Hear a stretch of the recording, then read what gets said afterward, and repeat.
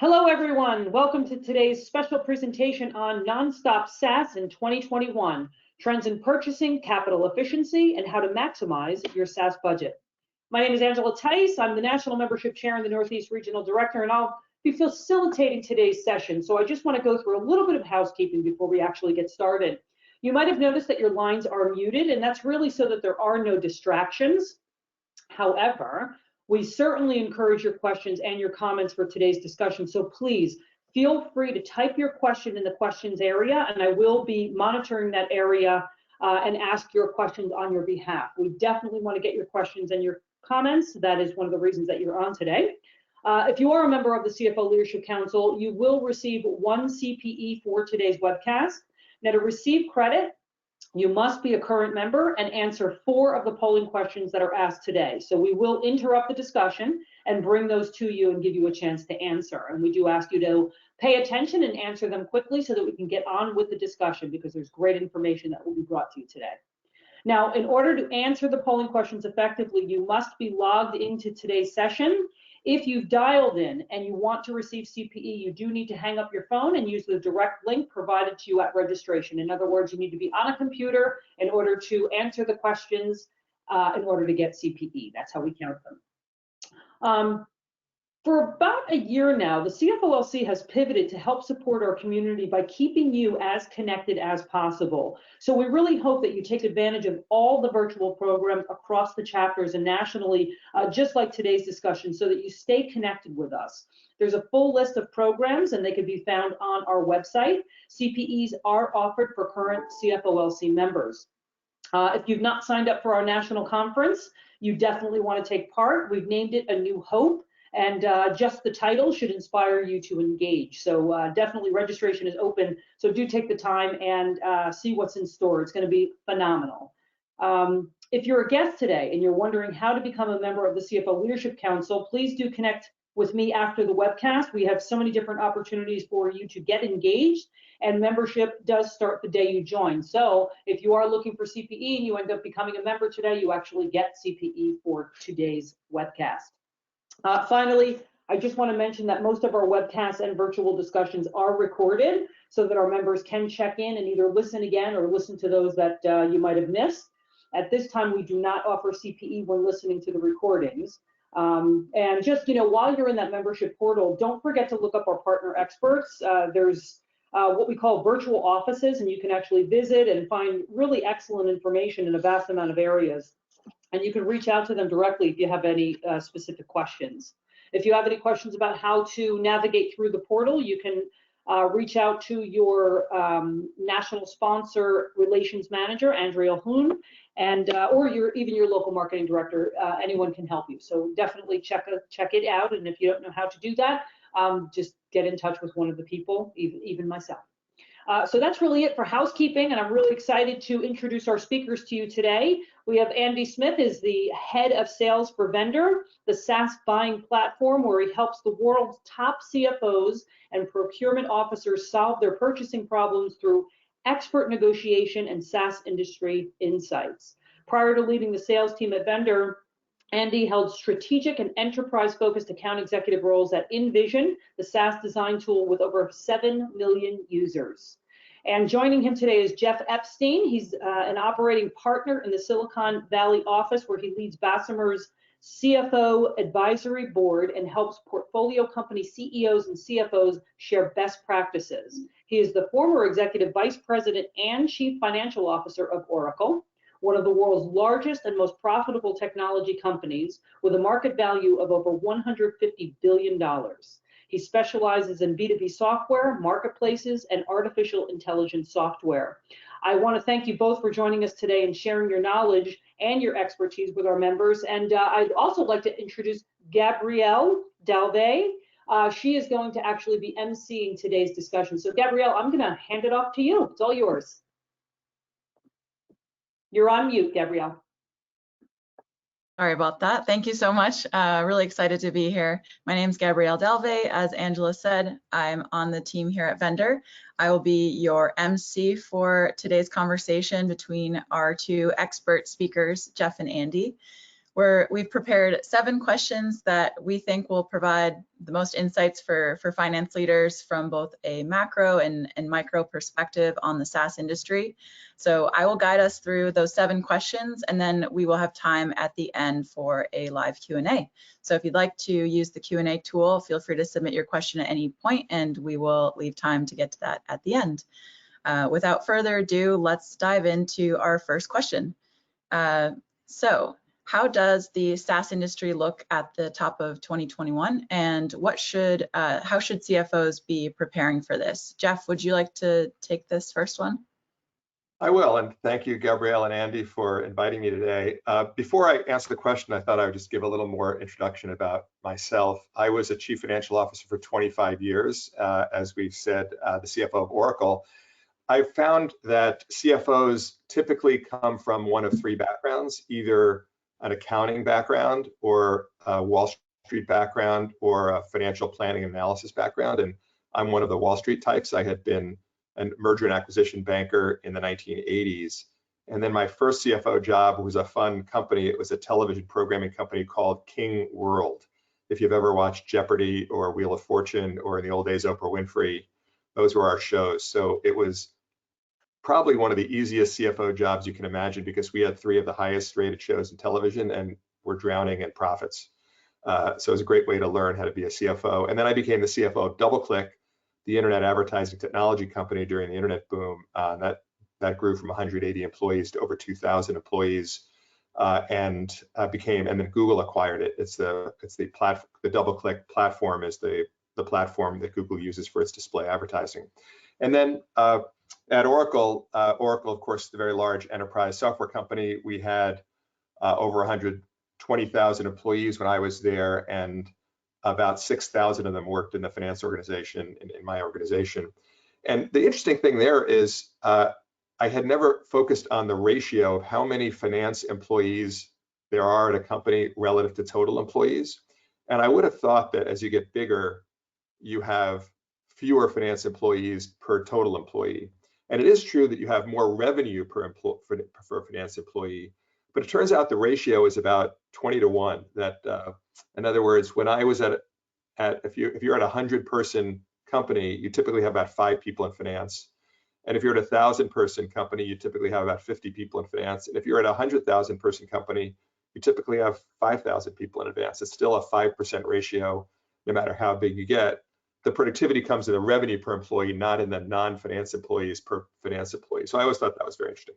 Anyway, that's by way of background, and it's great to be here and working with the CFO Leadership Council and Vendr.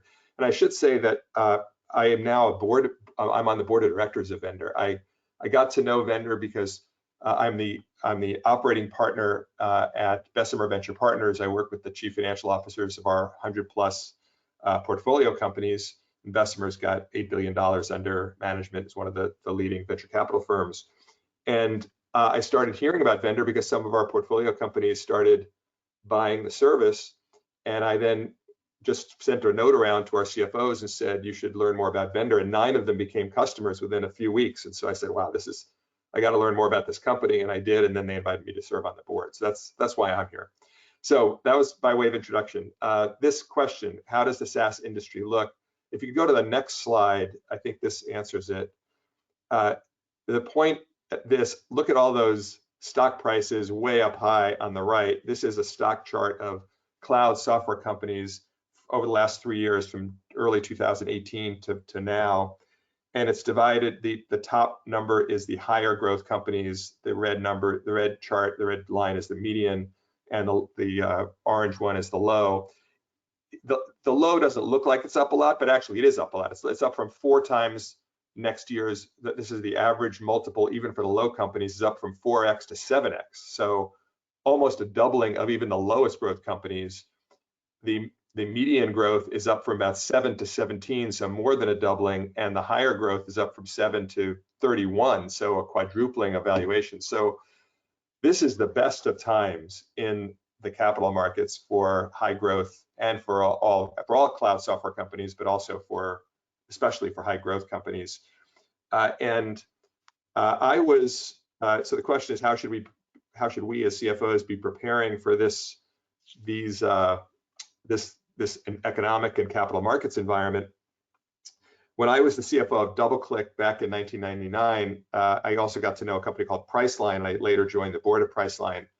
Priceline went public during the bubble at about a $5 billion market value. Within a year, it was trading at $30 billion. A year later, the valuation went down 99%. Went down from 30 billion to 300 million. Now, it turns out that Priceline had a great business and was able to recover and grow and made some terrific acquisitions, and it's now 90 billion. So it's gone up from 300 million to 90 billion. But if you were trying to raise capital during that period when it went from 30 billion down 99%, you would have not been able to raise a dollar. So that's sort of a personal story in telling the punchline, which is if you can raise money now, raise as much as you can right now, today, literally today. Go out, hang up the phone, go out, raise money right now, because it's not going to get better and it can easily get worse. Great. Thank you so much, Jeff. So I appreciate the macro worldview there. Andy, from your perspective in working with over 100 of our customers at Vendr in your tenure here, how would you approach this question? What is the industry starting to look like at the top of this year?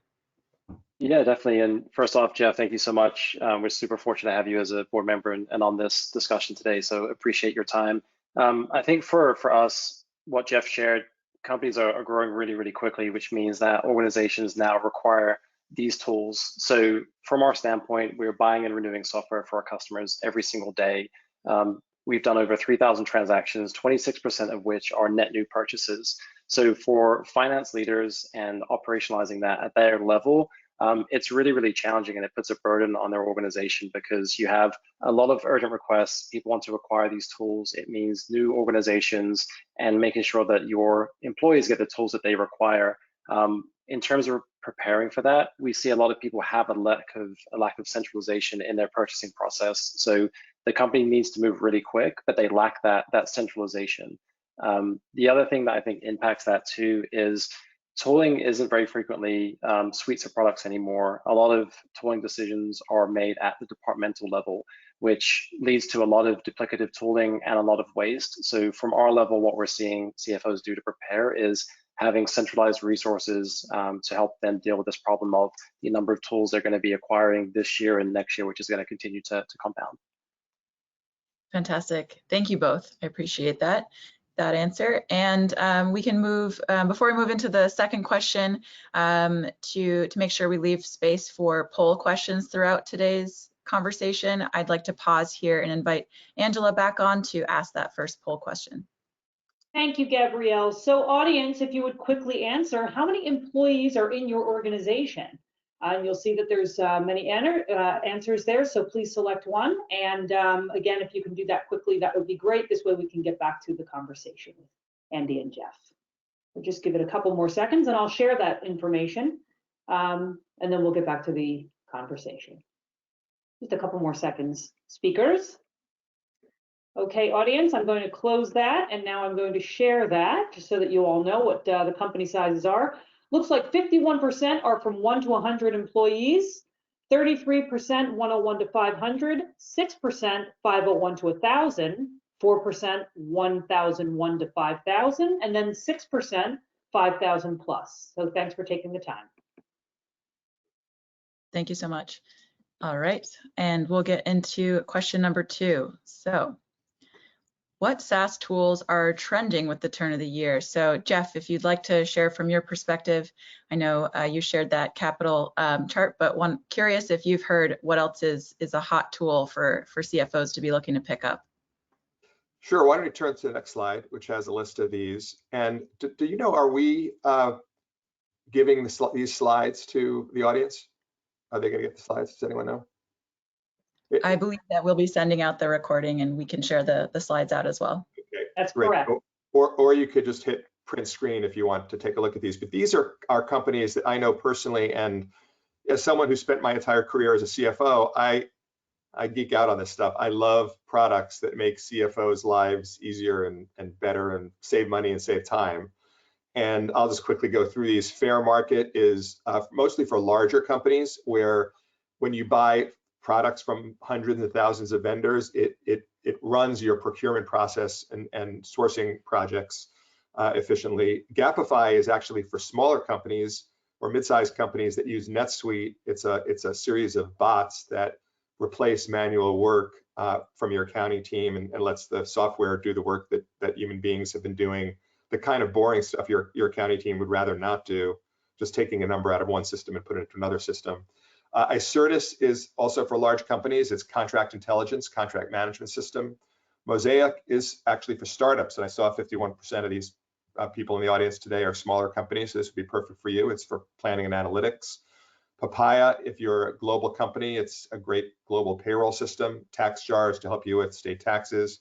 Tesorio is for mid-sized and larger companies to help optimize your cash flow. Vendr, we've talked about, and it's great for all size companies to help you save money when you're buying SaaS software.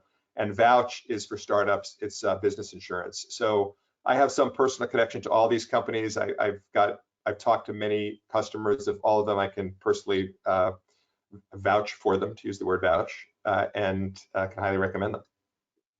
Great, thank you so much, Jeff. I appreciate the Jeff's tech stack recommendations. I think folks will find that really helpful in validating. If I can make a request, if anyone in the audience has another favorite tool for CFO that is not on this list that you really love, please email me at jeff@bvp.bessemerventurepartners.com, because I'd love to get to know them and use them, and maybe Bessemer can invest in them. Thanks, Jeff. Awesome. So appreciate the tech stack recommendations again. I think that's super helpful. Andy, what are we seeing from some of the vendor customers in your most recent conversations? What SaaS tools are trending? Yeah, definitely. So from our standpoint, and in terms of these observations, Vendr takes a very neutral approach. So we're not recommending or overly endorsing any of these suppliers, but these are trends that we're seeing. A lot of them have been spurred on by the shift from work from home and the impact of COVID. So that's likely not a surprise to a lot of folks. But for us, a big focus on analytics and business intelligence. There's a lot of ways to collect data now. So we're seeing people turn to tools like Fivetran to help streamline that process. People management, I'm sure CFOs and others on the line are managing people. So obviously the shift to work from home has made that a little bit more challenging. So people are working for tools to make themselves really, really efficient in that space. Lattice is a tool that really, really helps there in terms of managing your people and one-on-ones and having great conversations.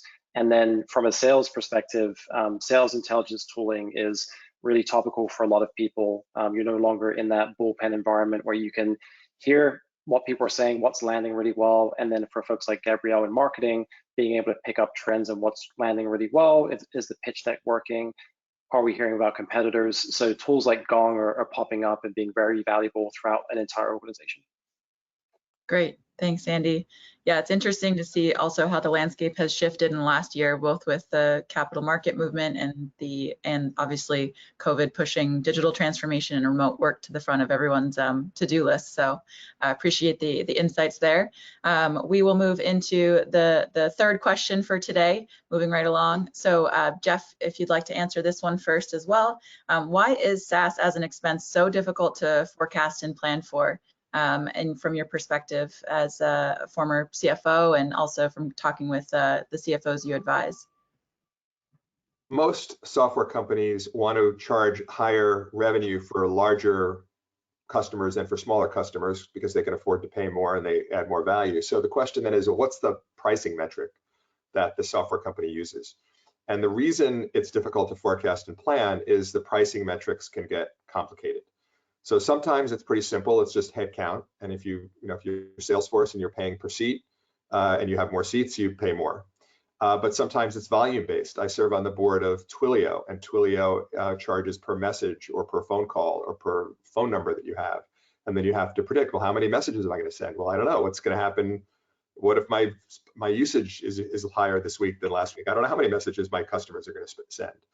What if I make acquisitions? What if I have prices? What if I have operations in the US and international? And Twilio, our prices are dependent on our costs for sending messages, for instance. And we deal with hundreds of telephone companies all around the world, and the prices in different countries are quite different. And so it's not just what the total volume is, but what's the volume in Germany versus the volume in Mexico.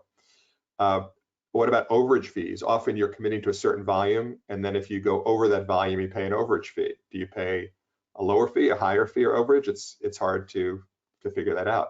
What about rollover? If you remember the ads for rollover minutes from the mobile phone companies years ago, if you, let's say you commit to a certain amount of volume in this month and you don't use it, does it roll over to next month or does it disappear? What if you prepay? Do you get a discount for prepaying? So these are all the reasons why pricing is really complicated, and therefore it's difficult to forecast and plan. And then you have some businesses, I talked about spiking, but if you're DraftKings as an example, which is a vendor customer where you have, it's essentially online gaming, gambling for sports. There's some days there are no sports events, and some days there's the biggest sports events, and obviously you're going to have a lot more activity on the spiking days, and it's pretty hard to predict how many people are going to be playing a game or betting on a given event before the event starts. So it's complicated, and it's very helpful to have someone like Vendr who's experienced in this and seeing it across hundreds of customers, so they can take best practices from all their customers and share it with you.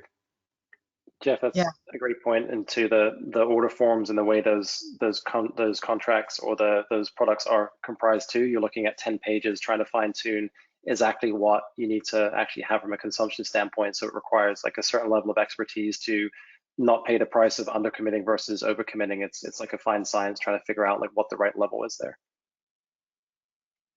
Yeah, absolutely. Andy, from your perspective, what are you seeing as like what makes this so difficult to forecast? I'm sure pricing is, as Jeff mentioned, definitely top of the list. What other aspects are you seeing? Yeah, so the two main things, I think there's a lack of data for some finance leaders. When they come to Vendr, they have software as an expense on their P&L, and it could be creeping up to the third, fourth, or fifth line item. They really are not sure, are they paying like too much for software? Are they paying too little? What are their future needs going to be? So because the landscape is changing really quickly and people require specialty tools for a bunch of different areas in the organization, there's a lot of almost insecurity on like, how much are we spending? Are we overpaying? And that comes to us at a very high level. So number one is kind of a lack of data to validate what's going on and what's going to happen in the future. Jeff alluded to this a little bit, but pricing changes is also a really big one for our customers. So as SaaS companies get new CROs, new leadership, oftentimes their pricing model changes. They might be moving from user-based to consumption-based and vice versa. Based on those changes, that piece of software might become really, really expensive for you, and it might not be a viable option for your business. So one thing we do at Vendr with our customers is we keep a constant pulse on the SaaS market to identify those changes so our customers can get proactive in those decisions. We keep track of that on a weekly basis, and just last week alone, we noted 35 pricing or packaging changes across all of our suppliers. So the landscape moves really, really quickly, which makes it really hard for executives and finance leaders to predict what the expenses are going to be for year over year. Right. It's almost like this, predicament of we don't know what we don't know, and so we're trying to plan a year out, 2 years out, 5 years out, even, and it's almost impossible to place bets when things are growing at such an exponential clip. So appreciate the insights from both of you. Thank you. Yeah.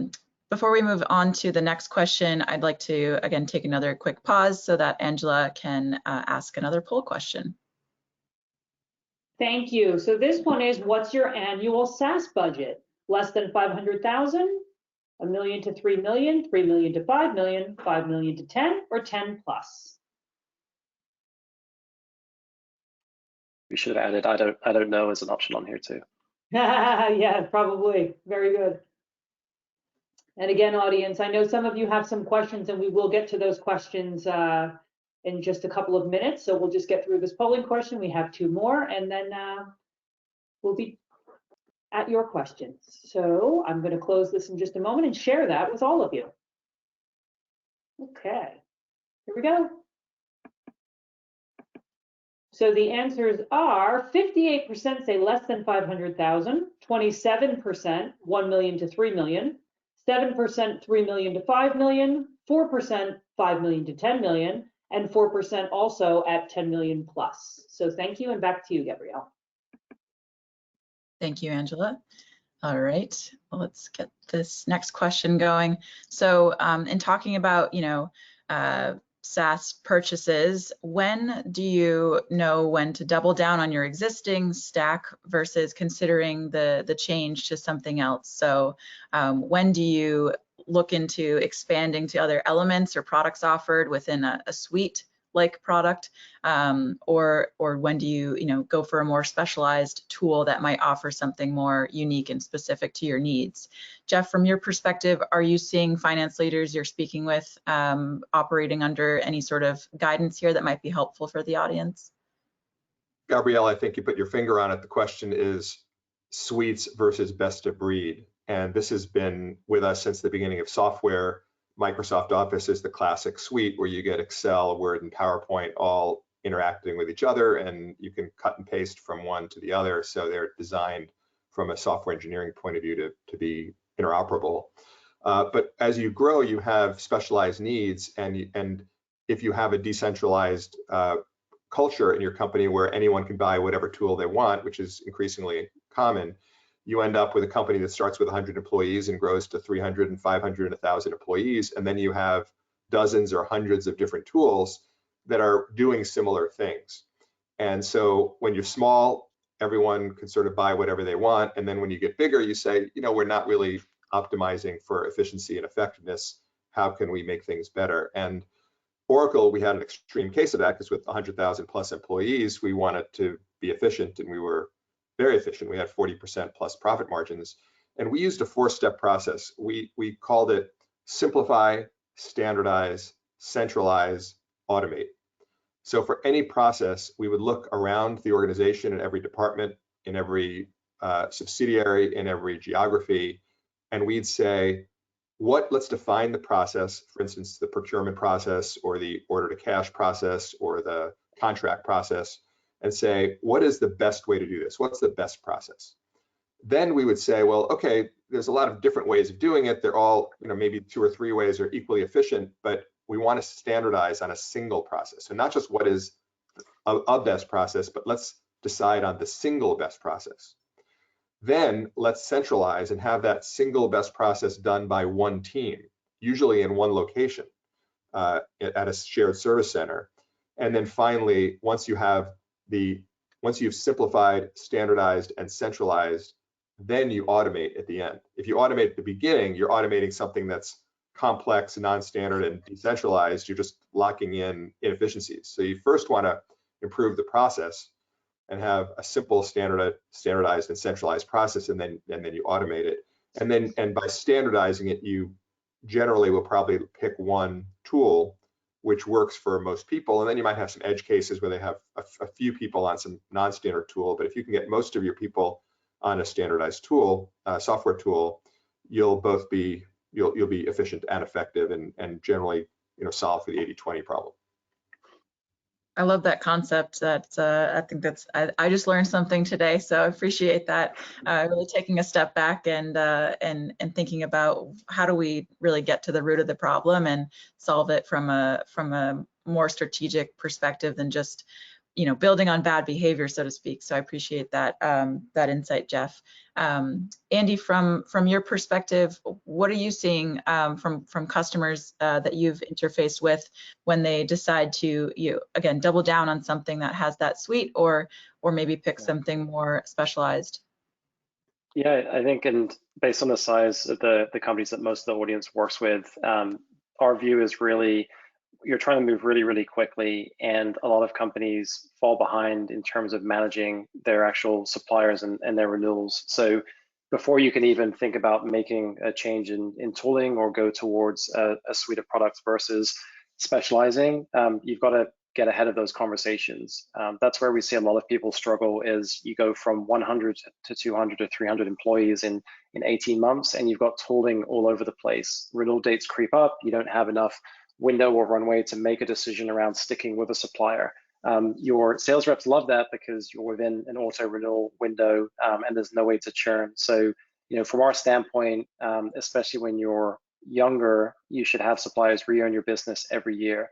But it's really tough to do that if you're locked in with a supplier and you can't get ahead of that conversation. In terms of like another approach that we do see, we have an executive that we work with, and her philosophy is that technology moves way too quickly to sign for multi-year agreements. There might be some suppliers like a NetSuite or others where you're locked into them and you can't be as agile, but a lot of finance leaders we work with also believe that to give yourself that agility, look at one-year agreements where possible.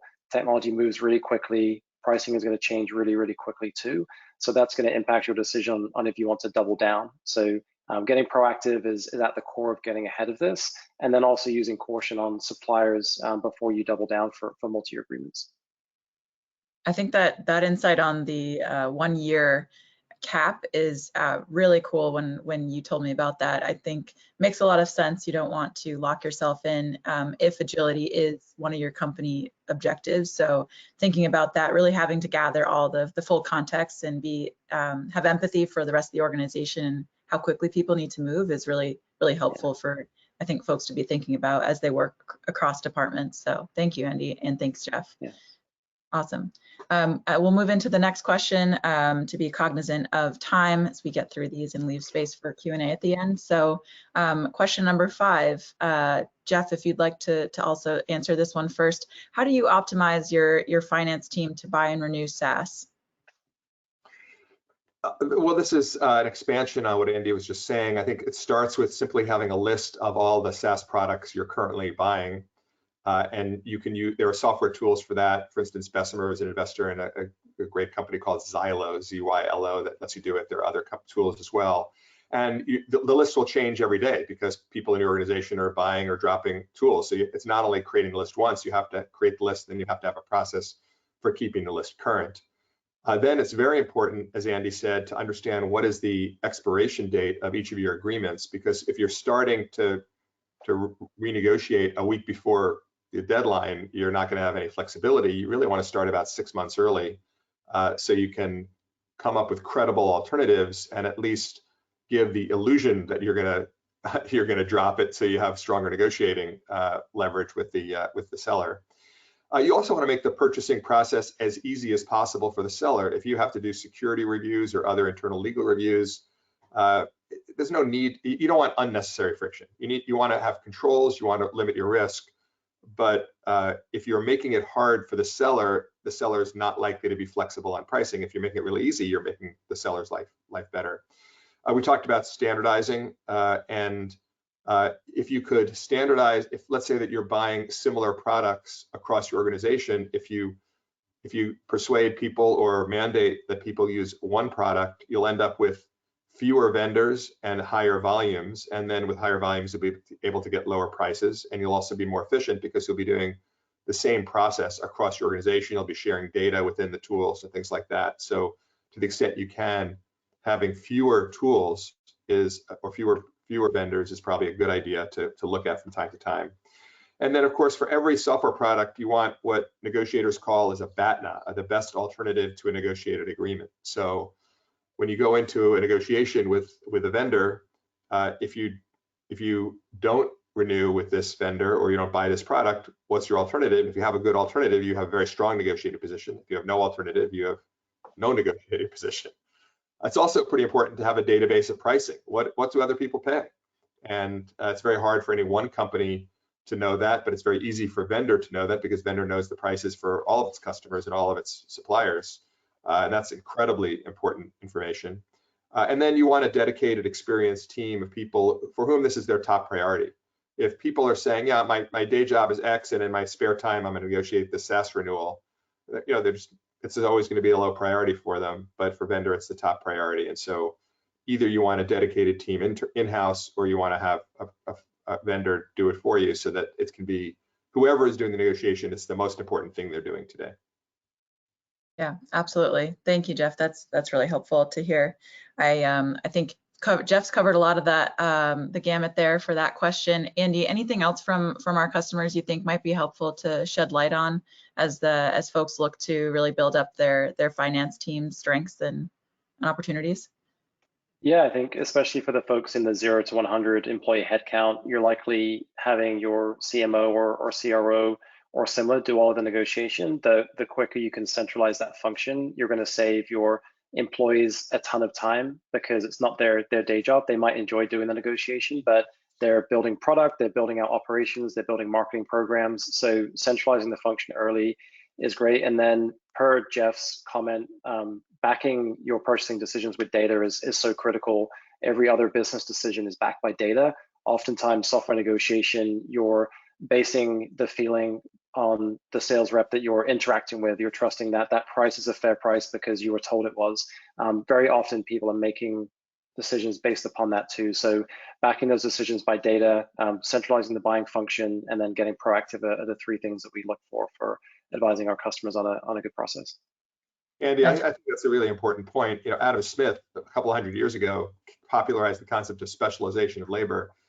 You know, if you could free up a day of your chief marketing officer's time and have them stop negotiating supplier contracts and have them get back to marketing, or her spend time on marketing, think of how much value that would be for the company. Yeah. As a marketer, yes. I don't think anybody wants negotiating. I'm sure CFOs are nodding their heads like, no, don't have marketing touch that negotiation. We'll end up paying double. So I think that's spot on. Well, not only pay double, but you won't be doing marketing. I mean, you're spending your time, you're a marketing expert and you're not spending your time doing marketing. So waste of everyone's time. Exactly. So true. It's on our site if anyone checks it out, but Kerry Munns, VP of Engineering at HubSpot, is an awesome negotiator. But again, her job is to build awesome product for HubSpot. She liked negotiating, but she didn't enjoy talking to sales reps over and over again. So one of our early customers, but she saw very quickly that it wasn't a great use of her time to deviate from the engineering needs and being on the phone with her suppliers. Absolutely. Awesome. Well, we will move right along into question number 6. I will again pause for, I think, our second to last poll question and invite Angela back on to put that up. Thank you. And this question, audience, what's the biggest challenge you're facing related to software purchasing today? So again, if you can answer that quickly, this is a fantastic conversation and we're learning so much. So many nuggets of knowledge are being tossed out to us. So we really appreciate all of that. And just to reiterate, as you're answering the question, we do record this. It will be in our portal so that you can listen to it again. And if anybody wants it sent to you, you just let us know and we're happy to do that. So thank you for letting us share it with our audience. We appreciate that. A couple more seconds, audience, and we're going to close this poll. And again, thank you for answering so quickly. Here we go. Poll is closed. And just to share that really quickly, it looks like 34% say decentralized buying process, 20% security and legal compliance, 28% no time or knowledge to negotiate price, and 18% said unpredictable spend, budget getting out of control. So those are most of the points that you're all hitting right now, it seems. Great, thank you, Angela. And I'm sure if we were able to add another option that was all of the above, that might be a considered option too. So trust me, I know the pain points well, and appreciate the poll question. Well, moving into this question, what are the roadblocks in the purchasing process that are wasting time and money? We've talked a little bit about them. I think that poll question hits on a couple. Jeff, anything else from your perspective that you think would be helpful for folks to just keep an eye on in either their finance teams or across the organization? Well, I mentioned that I'm on the board of Twilio, and Twilio has a very powerful training idea of walking in the customer's shoes. So we literally ask our customers to give us an old pair of their shoes, and we have them all over the office to just reinforce the concept that we always want to be thinking about walking in the customer's shoes. And if you're in procurement, I think it's really helpful to think of, what if I could walk in the seller's shoes? Because I'm going to get a better deal if I understand what the seller wants and I can make it easy for them, and then they're going to give me a better deal. And so if you were the seller, if you were in procurement and you spent the day with the seller, so you understand what's a day in the life of the seller like, you'd learn a lot. And the seller usually has discretion to change prices. The seller's boss or the head of sales has a lot of discretion to give you a big discount and change prices. So why would the seller ever give you a lower price? And the answer is, number one, they want to win the deal. So if they think they're going to win the deal and they can give you a lower price to get the deal closed today, they're going to do it. Secondly, they want to keep a competitor out of a key account. And sometimes if you are a key account, that's really important to them. Third, if it's in line with market prices, if you can demonstrate and they have data that says, hey, look, this is the market price, everyone else is doing it, you should give me that price, everyone else will say, sure, that's a fair price, let me do that. And then finally, if it's fast and easy, if you're going to make it simple for the seller so they can go on and spend time with something else, they're going to give you the price now, rather than if you're going to spend the next 3 months trying to spend a lot of time and complex process, they're not going to be very flexible on price. So how do you get the best deal? You let them win the deal. You let them keep a competitor out of your account. You make sure you're aligned with market prices, and you make it fast and easy, and you'll get the best price. Fantastic. Yeah, that's a really great perspective, and needing to understand the seller's needs and wants, almost like as if it's, a language translation, right? Or a mediator in between two parties in a legal conflict. I think that's really important to have that level of empathy to understand how we can, both parties can reach that agreement faster to the best of their needs. Andy, what else are we seeing from our customers that are major roadblocks that we haven't talked about already that might be helpful? Yeah, to Jeff's point real quick, at Vendr, the folks in our team that are actively negotiating are former high-performing SaaS salespeople, so that empathy is built into our DNA, and also treating sales reps with kindness is at the core of what we do. One kind of more tactical thing that we see happen is stakeholders giving leverage away very early in discussions and looping in finance or procurement really late, often when leverage has already been given away. SaaS is very accessible. Anyone in the organization can click on free trial. You start a free trial before you discuss budget and pricing with your finance team, or check even if this product is SOC 2 compliant to fill that up. So when the process is decentralized and SaaS is so accessible, we see a lot of teams waste a lot of cycles where you enter into a buying cycle as maybe an IC or a manager without fully understanding your own internal buying process. That creates friction for your own team. And then for the sales rep who's trying to close the deal and work with you, they have no clue on how they're going to progress the deal, and they end up missing their forecast and some of the other things Jeff alluded to that they have as pressures on their side too. So by having a centralized process, getting finance or procurement involved really early, you can create a much more efficient process on both sides. Fantastic, really helpful. Thank you both for that. I know we're covering a lot of bases here and talking about some things that are overlapping, so appreciate the extra insight and context here behind some of these decisions and conflicts that people run into in purchasing. So moving into our 7th and final prepared question before we get into live Q&A, I will again pause briefly so that Angela can ask the final poll question. Thanks, Gabrielle. So last question, who predominantly buys SaaS in your company? Please select one. And again, quickly, and this way we'll be able to get to your questions. I'm so glad, audience, that you had some questions, and we'll definitely address those. So please do add in there if you've not asked your question and you have one. I love the polls. I like guessing what the answer is going to be in my head before it shows. Yeah. Or interesting to see, how many people are dealing with the same situation, right? So very true, yeah. Yeah, nice thing about the CFO Leadership Council, you understand that you're not in it by yourself. There are so many others that are in it too. So sure, that's great. One more second, we'll close that. Thank you, audience, for being quick. We really appreciate that. And here are the shared. So it looks like 32% says me, the CFO, 13% someone else on the finance team, 12% procurement, 39% department heads, and oh no, 4% say everyone. It's a free-for-all. Back to you, Gabrielle. Thank you, Angela. Yes, I'm sure it's, again, I'm sure if we could select all of the above or some version of different combinations, again, that would probably be the top selected. I know it can feel really muddy and confusing. So hopefully we are sharing some insights that could be helpful to streamline things. As we round out our final prepared question for today, would love to hear from both Jeff and Andy, for these, especially for the CFOs on the call. how should a CFO get involved in the SaaS purchasing process? Looks like from that poll question that some are very involved and doing a lot of the purchasing themselves. Is that the best use of folks' time? What do you recommend, Jeff, from your perspective? Well, in a small company, the CFO does everything, so that makes sense. As you get bigger, the CFO has more resources and can delegate. And the framework that I use is for this process and for many processes, it's like the idea of building a house. So when you build a house, you have an architect who designs the house. Then you have a general contractor who's in charge of building, and the general contractor hires subcontractors, electricians and carpenters and roofers and things like that.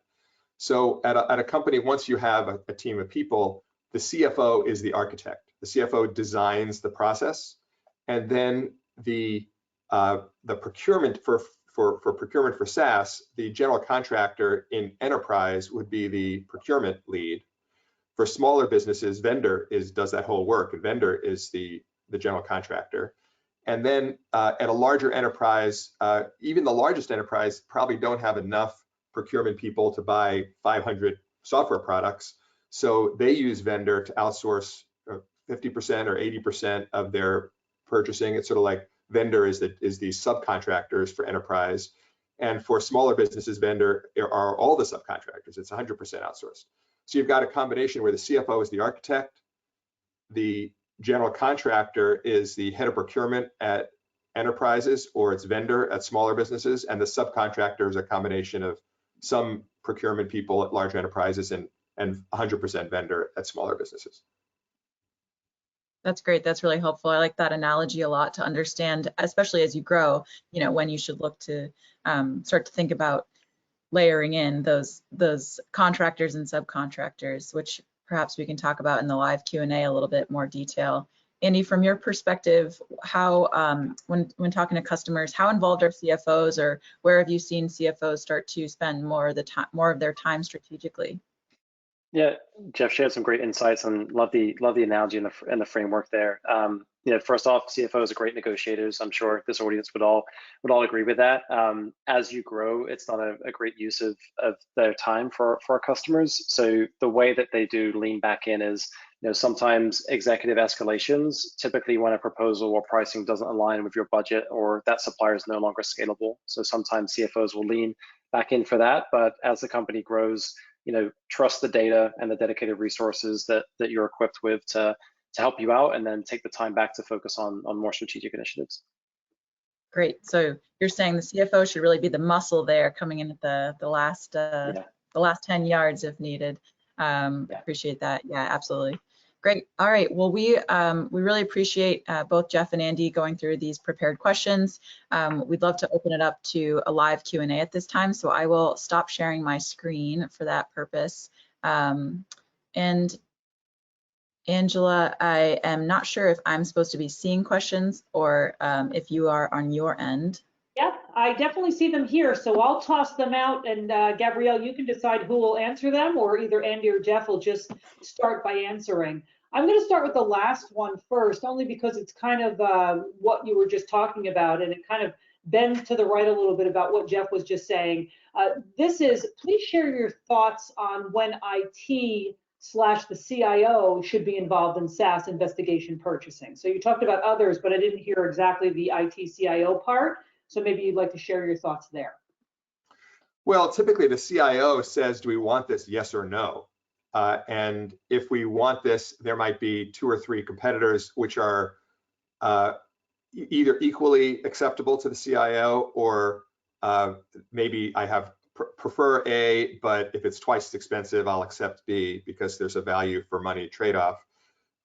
And then there's all the issues if they are products that are used in the engineering stack. Of course, that's a very important part of it. But if you're picking a product that's going to be used by the chief marketing officer, you know, the CIO is in charge of security and things like that. But it's rare that the CIO would say, I want to pick one marketing product over another product. It's really up to the business user. And that's a big change, because 20 years ago, the CIOs pretty much bought everything.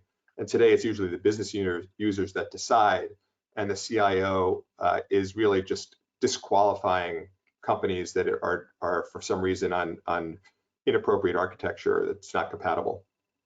Andy, have the same view or different view? Yeah, I think exactly like following the money, it's where the budget lies in some organizations. There are still some CIOs where everything bubbles up. Most cases now, it's more like the Oktas of the world. That's a decision for IT or similar. So we're really seeing like CIO involvement based on where the budget lies and who owns it. To follow up, I think a lot of software products involve pulling and pushing data from one software product to another. And so the CIO is especially involved, not with the particular product, but how is that product going to interact and interrelate with all the other products? And if they don't have good APIs and things like that, then the product could be good on a standalone, but would not be effective as part of the overall infrastructure for the company. That is such a smart point. It's so important. Thank you for that. Another question, and I know again a lot of these you hit on a little bit, but I just want to make sure that we target in on the actual question. This one is, what trends are you seeing for enterprise SaaS software with respect to billing, like annual, quarterly, and payment terms, auto pay, etc.? Andy, do you have some recent experience in that? Yeah, so as a question, I guess the question is more around like, what are we seeing people get? I think for younger startups, when you're negotiating net new contracts, they're going to be a lot more flexible in terms of billing payments because they want to earn your business. More established SaaS organizations are going to require not even like 1-year terms. They're going to be asking you for 3-year commitments, and if you don't commit for 3 years, you might pay a penalty for it. So I think what we're seeing is the younger and hungrier the startup, the more favorable terms you can negotiate. But for the bigger suppliers, be ready for them to push back a lot. You're in a much different position, net new versus renewing an agreement. I was on the board of a small private company that was selling month-to-month subscriptions because that was the least friction way of selling it. And they ended up with a lot of small business customers who churned. And we talked about this and we said, you know what, we should run an experiment. Let's cancel our monthly payment plan and require every new customer after sort of a 2-week trial period to pay a year in advance. And our number of customers went down and our revenue tripled. So what happened was all the people who really weren't even businesses, they were sort of mom and pops who were trying us out and were taking our customer support time, wouldn't pay for the year. But everybody else who was finding value gave us money in advance, and we went from cash flow negative to cash flow positive. So from a software company's point of view, this lever of requiring people to pay a year in advance is actually very important as part of your financial strategy. Yeah, absolutely. Gabrielle, were you going to say something? Yeah, before I cut in, were you going to say something? Sorry about that. No, go for it. I was just I was just commending the answers. I appreciate the insights, so go ahead. I know, excellent. I'm taking notes. This one, how does Vendr, so Andy, this is probably for you, how do you deal with the requirements of companies that have European customers and need SaaS tools specifically hosted in EU and need data processing agreements in place? Who manages those contract negotiation terms? Yeah, definitely. So one of the things we do when we onboard a new customer, they either have a defined purchasing process or they haven't invested the time in doing it yet. So we work alongside them to define their security, compliance, legal and finance non-negotiables. So we understand how they want to buy, what the business requires from a supplier, and then we are more facilitators of that. So if you require a DPA or if you require hosting in Europe, we share those requirements with the supplier before we entertain working with them or helping them purchase software. So it's more of a collaborative discussion upfront, understanding or defining the business requirements, and then going out and then sharing those requirements with a supplier. So for example, if we work with someone in financial services, you have to be SOC 2 compliant, or for someone else, you have to be HIPAA compliant. We share those requirements upfront before we start negotiating with suppliers. Great, thank you for that. And then this one, interesting question. She asks, do you find that negotiating a renewal closer to the vendor's year end is beneficial to get better prices? Yeah, it's interesting. I think sales reps will always be motivated by year ends, and they're obviously, as Jeff shared before, walking in their shoes. They're incentivized to do so. So aligning to ends of fiscals quarter is definitely advantageous. So yeah, that's definitely a motivation, because in the sales rep shoes, they have spiffs and incentives to push and exceed numbers during those time periods. But the caution there, and where the data helps, is very often you're presented with an option that might expire after that date. Someone wants to earn and win your business, right? So also be cautious and look for data and insights on if that price is going to be offered at another time, versus being forced into a decision before you've done your due diligence. Yes, I was thinking, my mother has this saying, and it lives in my head forever. Every time I'm trying to do it, she says, the hurrier you go, the behinder you get. So sometimes, Jeff knows that saying. So, you know, sometimes it's not the best way to negotiate, right? Last comment, actually, and I did say that, and this was when we were talking about, you know, keeping track of all the apps, and, you know, how do you do all of that? And I know that Jeff had given some good advice there. But the comment is, isn't it always getting complicated, because the average firm has increasing number of SaaS apps? And he says, my firm has dozens and growing. So I think he'll probably need a way to organize that. I don't know if you wanted to say anything about that. Yeah, Jeff, do you want to talk from your perspective first, relative to things that you're seeing, or do you want me to jump in? Happy for either. Well, Andy had mentioned that software is now, after most companies' costs are people, office space, and then software is probably might be the third largest spend of many companies' business. And it's very common, and people are buying more software products all the time, and that's why you need a software management tool to keep track of all the software, and then a relationship with Vendr to help you improve your productivity and get the best prices. Yes.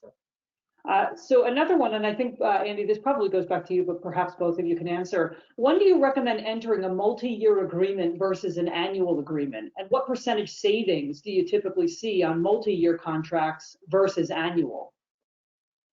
Yeah, it's a great question. Again, back to the point earlier, people are going to have their own philosophy on the actual space and what they view in that specific space, how quickly they view it being disrupted. You could go all in on a supplier, and you might have a new disruptor that has a completely different pricing model, but the same technology that you want to jump to. So being very, very sure that that supplier is here to stay, that it is what you require, that you've locked in the right terms, that the uplift percentage year over year doesn't compound, where the fact that after a 3-year term, you're now paying 25% more. So really doing your due diligence on the supplier.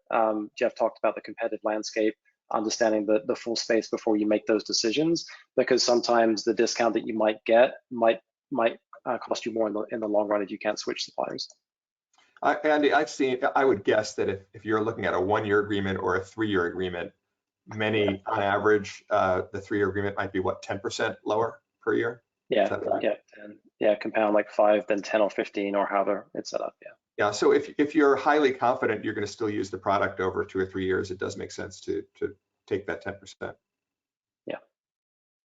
Great. And I know we're getting right to the top of the hour, and Jeff, I know you have another meeting to go to. There is one quick question, I think, if you can answer it that way, and then we'll end. Do you find SaaS vendors moving more to the cloud? Yes. Yeah, I figured you would say that. Yeah. I figured that's why I asked the question. It was a quick one. Yeah. As is everyone, right? Right. Right. Well, Gabrielle, I don't know if you have any last words, but I want to, because we're at the top of the hour, just say thank you to all three of you. Really appreciate you sharing your knowledge. Jeff, Andy, thank you so much. Like I said, I took so many notes and lots of nuggets of knowledge, so really appreciate that. Gabrielle, any last words before we actually say goodbye? Thank you, Angela. Yes, I just wanted to say, if anyone does have an Excel sheet started, even if it's not complete, of their SaaS tools, as they've been listening here, maybe even drafting it up as we go, we'd be happy to offer a savings analysis, especially if it's over 500K in annual spend, for those budgets that feel like they're getting out of control. We can provide some insight on what type of savings you can expect. So feel free to send us a note at hello@vendr.com if that's the case, and we hope to speak with everybody soon. Great, thank you so much. And audience, truly, if you want to get in touch with anyone here, I'm happy to connect you. Just let me know. And we appreciate all of you. And with that, I'm going to say this concludes the presentation on Nonstop SaaS in 2021, trends in purchasing, capital efficiency, and how to maximize your SaaS budget. Stay safe and stay connected. Thank you. Thanks, everyone. Thank you. Bye. Take care, everybody. Thanks.